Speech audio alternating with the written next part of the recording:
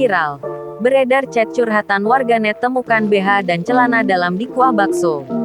Beredar curhatan seorang warganet via aplikasi percakapan tentang abang tukang bakso langganannya diunggah oleh akun Twitter @askrlfest dan diunggah kembali oleh akun Instagram @memomedsos.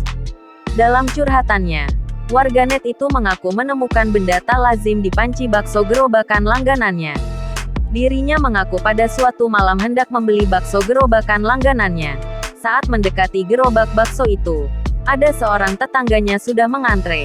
Kebetulan, si tukang bakso harus mengantarkan salah satu pesanan ke rumah sebelah. Lalu tiba-tiba saja terdapat lalat masuk ke dalam panci lantas warganet itu dan tetangganya lalu mengubek-ubek panci kuah bakso menggunakan sendok besar untuk mencari lalat. Setelah menemukan celana dalam dan BH, mereka berdua sibuk mendiskusikan kecurigaannya. Saat itulah tukang bakso kembali ke gerobak setelah mengantar pesanan. Tukang bakso itu langsung menenangkan keduanya. Namun, wanita itu dan tetangganya tetap melapor ke ketua RT setempat.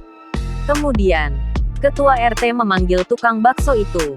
Setelah interogasi barulah banyak tetangga wanita tersebut memberikan kesaksian masing-masing.